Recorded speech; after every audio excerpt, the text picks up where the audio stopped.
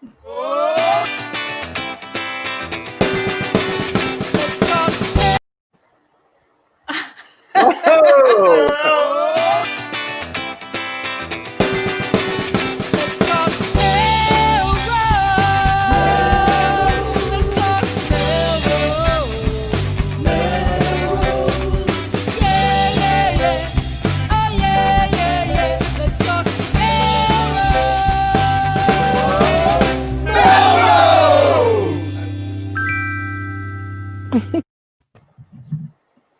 Hey, Melrose. Hey, Melrosians the world over. I'm Tom Catalini. I'm Jen LeClaire. I'm Sam. And I'm Mike. Hey. And Mike Miner is with us, and there's lots to celebrate. It's a new season. We made it to 2021. We made it to season 3 of Let's Talk Melrose. Mike Miner's appearance is long overdue. We're happy to have you with us. He's the center of everything on the show, really, but rarely out in the limelight. But anyway, we want to get caught up. And Jen, we missed you at the planning meeting. What's been going on? I know. You know why? So the Martin family has vowed to try to do more things kind of outside, just try to tackle 2021. I'm not really like a resolutions kind of person, but this year it really seemed like we spent a lot of 2020 kind of feeling like, oh, this is going to be over soon, and when it's over we'll do this, and when we'll do that, and we'll do this, and we'll do that. And I just, this year we're like, no, we're going to do the things now. So the Martins went to Gunstock and tried to learn how to ski, all of us. And we've tried this before, by the way. This is not our first time trying to learn how to ski. So we're Tried to learn? Tried to learn to ski. Oh. We did okay. We did okay. Does nobody ski, and you're all trying to ski? Is that so? We're sort of a bit back and forth. When Dave and I lived in California, we both took up snowboarding. So I had never skied, so I started learning as a snowboarder, and he took up snowboarding too. And then it's just too hard, and we're getting too old, and you fall down too hard. And so we were like, all right, you don't really see like old people on the mountain snowboarding, but you do see old people skiing. So we were like, we could do that. And Clara also learned how to snowboard and decided she wanted to try skiing. Rosalie has always started on skis, so she's probably the best out of all of us. But we just don't go that often, so it's been a couple of years. So we every time we say, okay, we're going to do this, we sort of start back a few pegs, and we go get the beginner lesson and kind of start over again. But we did okay. Everybody's intact. We did all right, and we had a great time. So. Well, that's a win for sure. It's winning. Yeah, it was that exactly. It's our first win. Yeah, Dugan, old people ski. Yeah, really. Part of my motivation actually too is I told Top Fan Dugans we're working on our resumes so that we can apply to become Dugans actually. I'm subscribing. Yeah, I'm subscribing to the extended family Google Calendar. Yeah. Which is all you need in life. Tom and Sam, do you ski? The last time I went skiing, I did cartwheels and skis, which is not what you're supposed to be doing, and tore a ligament. So I'm good. Oh. I'll see you at the lodge. I know you can't even do that part though right now. So just a quick update. I know in case anybody hasn't tried it. It felt really safe up there. First of all, you have to be 6 feet apart because there's skis in front of you. So it's pretty hard to get close to anyone when you've got skis on your feet. But we were outside all day. We were in the building long enough to pick up our equipment, and then everything else, like we ate our lunch in our car. We were outside all day. So that was kind of cool. It felt pretty safe, and we were out all day. So. Sounds fun. Yeah, it was good. So we try to go once a year, and the family said Stephanie's a great skier. The kids learn quickly, and I usually go with the youngest and start on the bunny hill and sort of relearn everything. And it was a few years ago. I'll tell you, Jen, the key for me was my brother Mark, and we were on a family ski trip in Canada. I don't know, 4 or 5 years ago, and he kind of coached me through. And he was able to like watch, assess, and teach me just the very next thing I needed to learn. And I ultimately got the hang of it. So I feel like, 30 years in, I actually learned the proper way to ski, and it's quite nice. I mean, I don't do all the black diamond crazy stuff, but to properly get your weight and figure out how to get down safely was a lot of fun. So I would encourage you to stick with it. Yeah, we're definitely going to. When you were telling me about when you were talking about him teaching you step by step, I went back to visions of you learning how to juggle in an hour. Yeah. But it's just like that. If someone's watching you and giving you your own specific pointers for what you're doing, and I'm with you. I could care less about going fast or going on a black diamond. Like I could just go back and forth down those easy trails all day. I'm happy as can be. I don't that pizza pie thing is exhausting after a while. Right, exactly. You gotta learn the technique. Yeah. And then the kids would fall down. Sam, I think when they did what you did, they called it a yard sale because all of your stuff was just spread all side of them up. What about you, Mr. Miner? Are you a skier? I am, but it's been a few years to be honest. But I do love skiing. Not double black diamonds, but an occasional black diamond for sure. But I think I'm sensing a future LTMM ski trip. I think perhaps maybe before the end of the year or even into next year sometime. Awesome. Maybe live from the slopes. Who knows? Well, if MTV has the budget to send their favorite show. Right. Yeah. I mean, we'll have to get we might get the helicopter out of the garage even and really drop everyone up on top. But, we'll see what happens.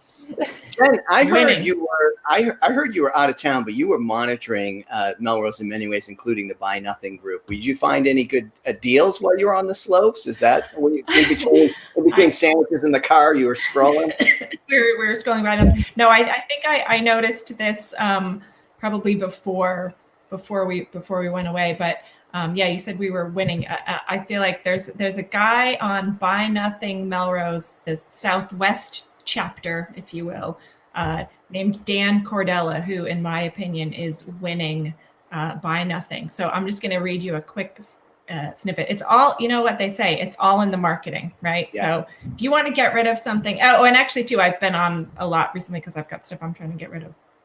But you could take some tips from this guy, Dan Cordella. So he is. This is him trying to sell a Hamilton Beach blender. Okay. He says, I once read a slogan for a product that said, life's better when we're connected.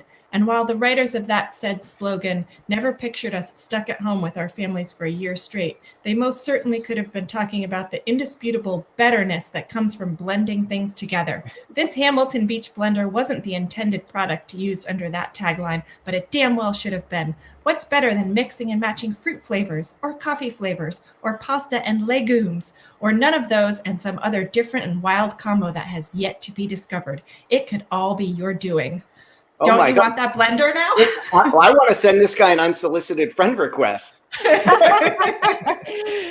He's hysterical. He's a creative guy. He works at Digitas, and one of the funniest. He's a Lincoln dad, of course. But yes, he's truly hilarious, and I love his stuff. Well, kudos, Dan Cordella. You're killing it on Buy Nothing. I'm gonna get him to help me get rid of my other stuff. Well, the thing is, if I ever got up to that level of a description, I would be like, what, maybe I should keep this. Yeah. That's where I get trapped in that hole. Right. And then, all right, are we going to get right into the news? We should, yes. Could be. All right. A lot going on.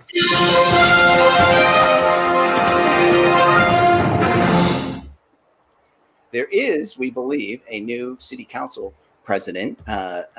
They before the break, they were voting on Cordella in a procedural or mock vote or whatever they call that, and I think they made it official last night. But there was other news, I think, Jen, you had about something on the governor's desk.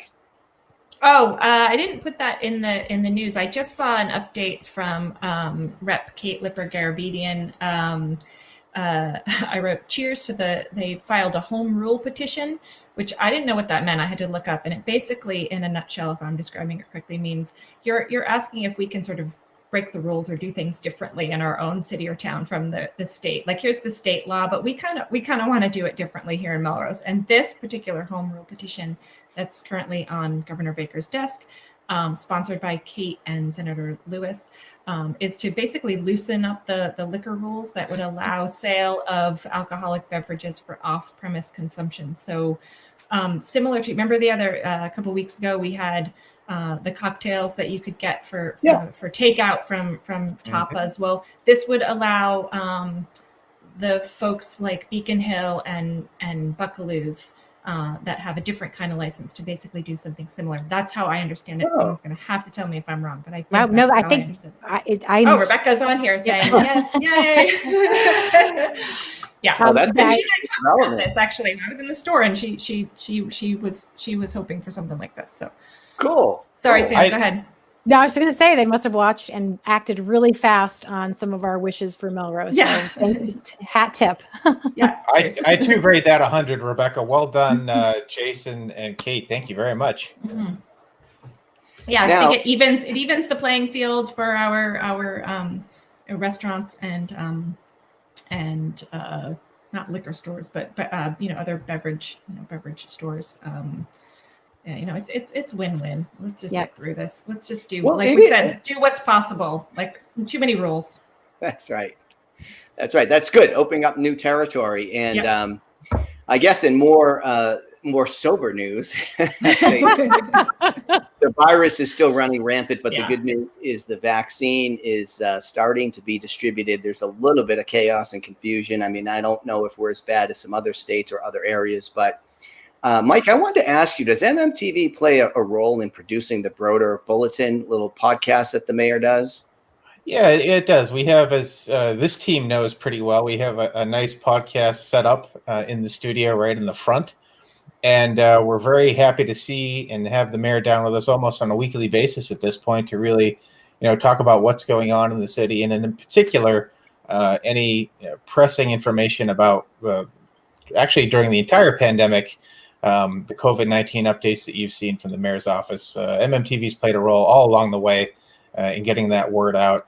And I think, Tom, we were talking about before the show that just today there's a new podcast that I think everyone should take a listen to if you have a few minutes, featuring the mayor and the city health director, Ruth Clay, talking about what will ultimately be the vaccination process and, when it's available and how it's going to work. And because as I think we all know, the governor announced the other day, too, that first responders are now going to be getting it very shortly, if not already.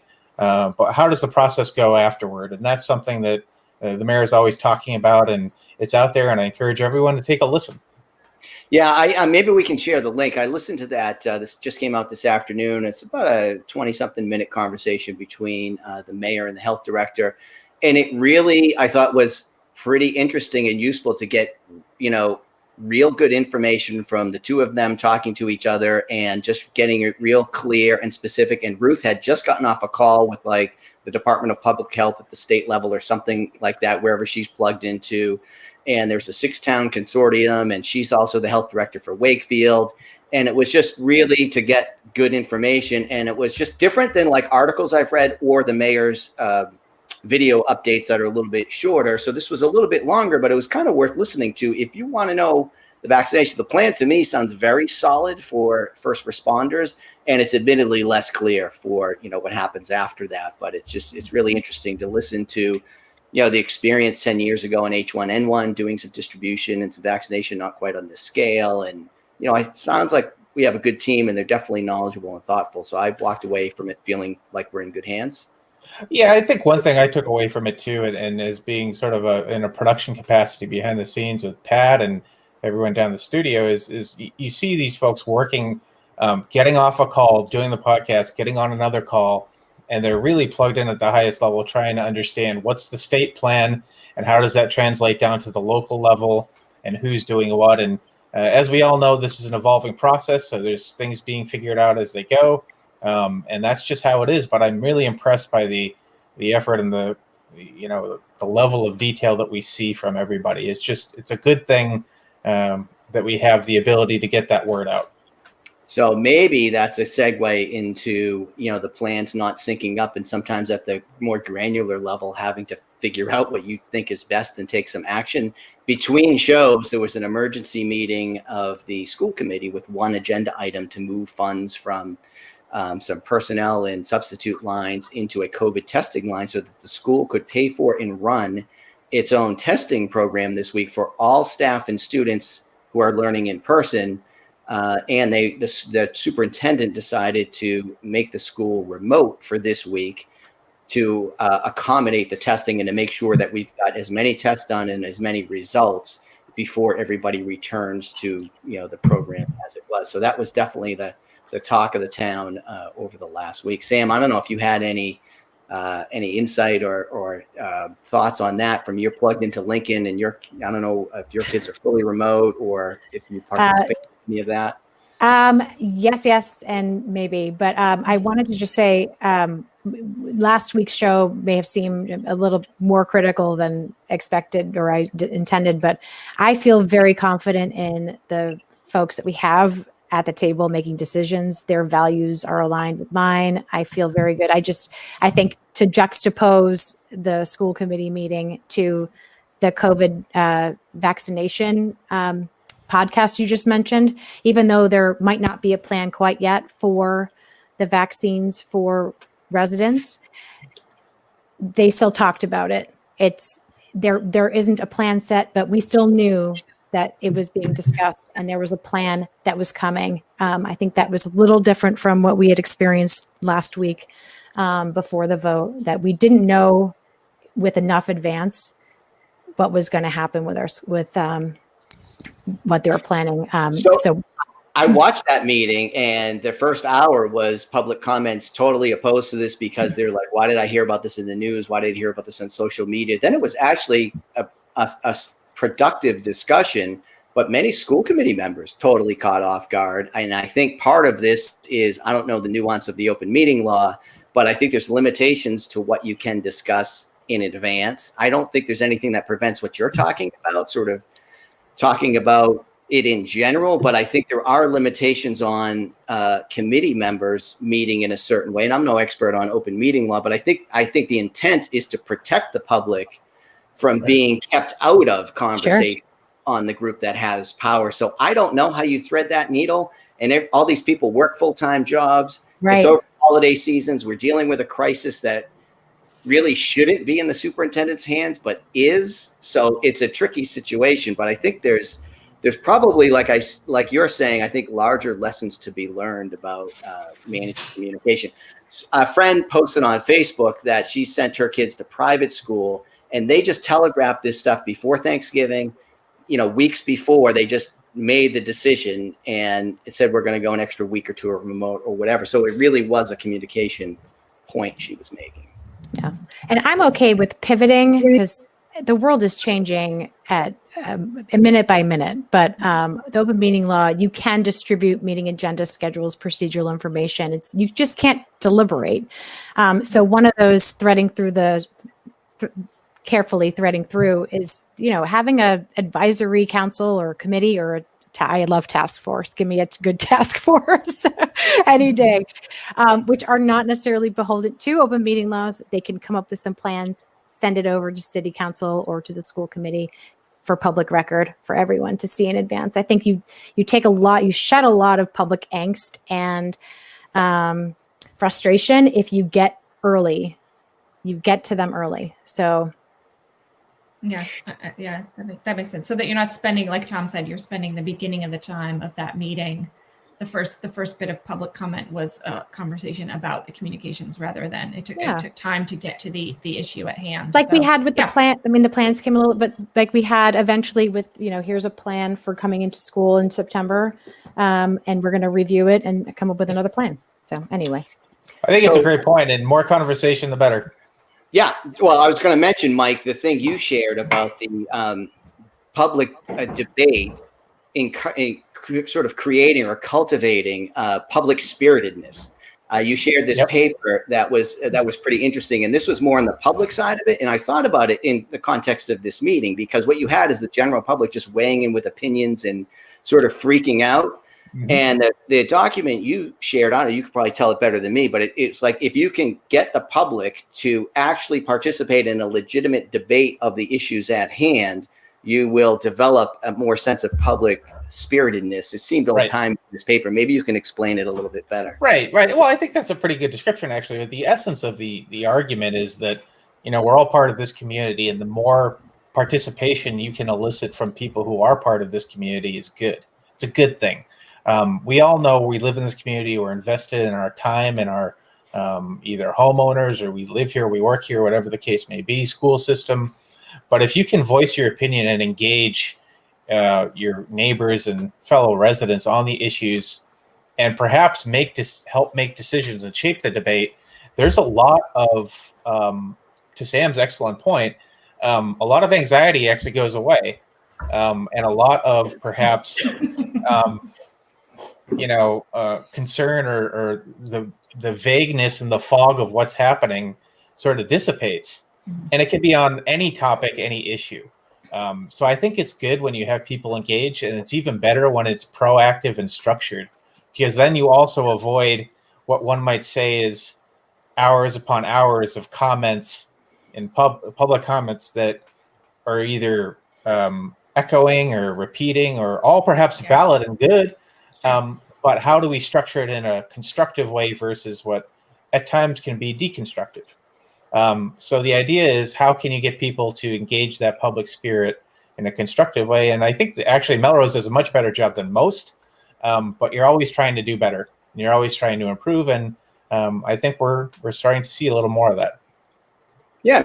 Yeah, Maybe we could help a little bit awesome. on this show among ourselves and with others that we invite on in 2021. Maybe that would help. But I think the debate part was missing. It was just really interesting, and that's probably what prompted you to share that information. But it's really interesting that the legit debate makes a difference. And it also, judging by the reaction, I think Sam wants to sit in the front row of your classroom and bring you an apple. Yeah. Yeah. She's very pleased. Yeah. Well, yeah. Speaking of teaching people to be engaged in kind of the voices of our future. Oh, can I just interject? I'm so sorry. I know where you're going next. If you are a caregiver of an in-person student or a teacher still in need of getting one of these tests, here is the link. Perfect. Sorry, you. Jen. No. Thank you. That's a good point to make. Yeah, let's get that done.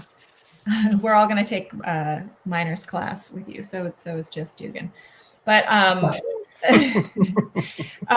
to avoid having more segments that are like Sports Ball with Jen LeClaire, Mike, you are doing some work in the schools. Right. Your students are doing some great work. Tell us about that. Well, I mean, they're not exactly my students per se, but it's really in partnership with the MHS TV program that run by Anthony DiBenedetto, of course, Mr. D, as he's referred to by students and parents alike, who runs the MHS TV program.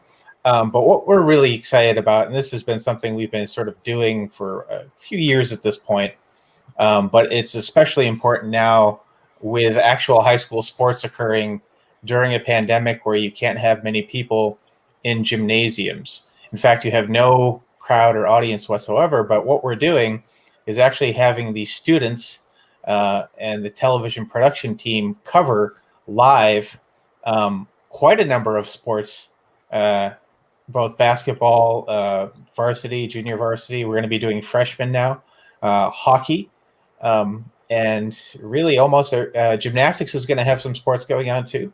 But a lot of it, almost all of it's going to be live or is live.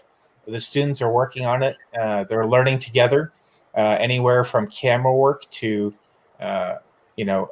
switching or choosing what shot goes live at a particular time, to editing, to color commentary, to setting it up, to breaking it down, and learning how to live stream these games across a ton of different platforms. So from YouTube to MMTV Live on cable to our website, you can actually see all of these high school sporting events, despite that you can't go in the building. Yeah. And it's thanks to the students, quite frankly. I mean, they're doing the work, and thank you. That's awesome. here's a quick shot so you can see it, but really full credit to Mr. D, who is an absolutely phenomenal educator. And I cannot emphasize enough how good he is at this. And quite frankly, we've already heard a lot of feedback from folks, both at MMTV and online, that if you see the quality of the productions, Anthony's very humble. He would usually tell the students, it's like, if you guys can do, you're doing as well as the college students are. And that's an amazing level of production quality to do what the big schools can do. But I was watching, as you know, Jen, I'm a bit of a Celtics fan. And I was actually watching the Boston Celtics a few nights ago, and the broadcast quality was okay. It wasn't their best. And I would actually argue the MHS team did a better job with their nice. I think we're gonna have future Emerson students also. Certainly, from this program. It's awesome. Give them some air horn. Nice. Project-based learning. I mean, this is probably some of the best stuff these kids are getting this year. More of this. This is what we should. This is the kind of stuff we should be doing all year. I should get in touch with Mr. D and see if he wants me to guest lecture on sports commentary. He might want a little. I'm surprised they haven't reached out already. I know. There it goes. Do you remember when Scott Hamilton was commenting for the Olympics and the figure skating?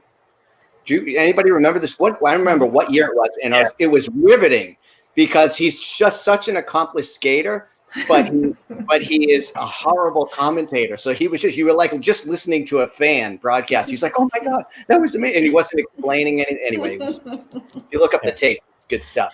Well, I have seen some of this stuff in some of the broadcasts. It looks great.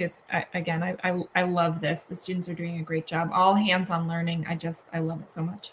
Well, so we're already something that doesn't go away when things settle out, I guess. I don't think it will. I don't think it will. And there's been some discussion in the past about robots playing a stronger role in this, and I'm sure they have their role to play in the future. But there's something to be said for students doing the work and learning about how the digital world is and how you can interact with it and broadcast. And there's something to be said for that, I think. And I'm happy to see that Melrose is seeing it. And I'm particularly proud of Mr. D and all the students too. And it seems like we're already drumming up interest from other community organizations. So I know Scott posted about the Cub Scouts are trying to run the Pinewood Derby. And that's a really fun in-person event, but it would be the same thing. The kids could make the cars and build them safely and send them in to be raced. But you need sort of how would you create a live show around that? Would be interesting. So I'm sure there's no shortage of opportunities. I think it'd be phenomenal to do an interesting production of the Pinewood Derby. And Scott, send me an email. Back in the day, I don't know if MMTV kept this in the archives, but back in the day, I used to do that for the PAC 615, which I think is Scott's same PAC. But we would record it and edit it up and then show it later on. But my favorite part was interviewing the racers. Not to brag too much, Tom, but I actually was once upon a time in PAC 615, and I dominated the races pretty consistently. Really? My dad was an engineer, so I had an advantage, Oh, nice. Yeah. Yeah, that was always a debate. How much can you help the kids? And it's like, not at all. That's the whole point. I'll take. Go ahead. I was going to say, very proud. My son won some design awards in the contest, which I thought was nice. So, Destination Imagination, that's the hallmark of their program too, is that the kids have to do everything themselves. And this year they've had to make the season all virtual. And so one of the kids have to they can still work together as a team, but kind of like this. And so they're all going to be solving these challenges this year and having to submit podcasts or videos and things like that. So they're all going to be learning video editing, a lot of the same kind of stuff. So I'll probably be talking to you about that too, Mike. But they have to learn video editing and fantastic, and all, filming and all that kind of stuff. Yeah, iRaiders robotics too. We've done some work with iRaiders in the past, and happy to do more. Mm-hmm. Yeah, those robots are coming for me, Tom. I think there's different kinds of learning that are happening this year, and like Sam said, if we can kind of keep that going, You know, when this is over, these kind of sort of real world projects are the best. I don't want to say anything contrary to the robots in case they're listening, but I think there's a time and a place. It always irks me when there's technology. I'm a technology guy, but it irks me when there's technology looking for a solution and not the other way around. Like I still can't stand, although now it's come back into fashion, the touchless water faucet thing where I have to go like this or to get the paper towel. I always get the sink that never works. I don't know what the, right. Like maybe I could just step on something or press a button. Like I'm okay with that. I know the technology needs to be in there. Well, I like my analogy always, Tom, is that, NASA spent millions of dollars developing a pen that could write in space. What did the Russians do? They used a pencil. That's right. Wow. I've heard that before. This is our second week straight with the NASA analogies. Nice. Right? Oh. Hey, I'm back. What's happening? Okay. I'm back. I'm outside of 99 X Street, and I'm. Oh yes. What's going on? I have something for you. It's belated birthday. Do I need to come get it right now? You better go see what that is. Okay. I think so. I think you gotta go, Tom. All right. Wow, this is timing. I ran. I know. I was thinking, Sam, you're going to be all out of breath. This is going to be riveting television. This is live happening. We don't know what's in the bag. We do. Jen, we have. We do. We do know what's in the bag. He does not. We're going to watch for a reaction. We're up at the door. I hope there's enough light. I hope we can see it. Oh, there it is. The handoff has occurred. Mobile hammer is taping. We're opening this on air? On behalf of all of us. There it is. The light is pretty dark. You gotta put it under some light. There we go. There it is. It's Queen Frankie. Royalty. Oh my God. I thank you all. The Catalini family thanks you. Frankie, this is game changing. This is life changing. Oh my God. God. Queen Frankie. I think we're just going to fight over where to hang it. It's going to have to be hung and all over the house. You're going to take the kids' pictures down and hang that. It'll hang in a place of honor. So the only generations to come. All right. Talk amongst yourselves. I have to go upstairs in order to play the theme song to get us out of the show. Well, very good. Well, as Tom makes his way up the stairs, I think it's safe to say that this will be an heirloom in his family for generations to come. I think I can see Tom's family watching the show from inside. Amazing. This is riveting television. This is live. We're not watching Georgia. We're watching right here in Melrose. Yeah, right. Oh my God. That's gorgeous, Sam. Good job. Well done. Oh my goodness. You missed it. Yeah, there it is. Oh, there it is. Tom Shampoo put a picture up. Queen Frankie. Oh my goodness. This is the greatest day. 2021 is off to a great start. It is. I want to hang this in every room of the house. All right. All right, guys. What an ending. There it is. Season 3. We're killing it. All right. We'll see you around town. Bye, Queen Frankie.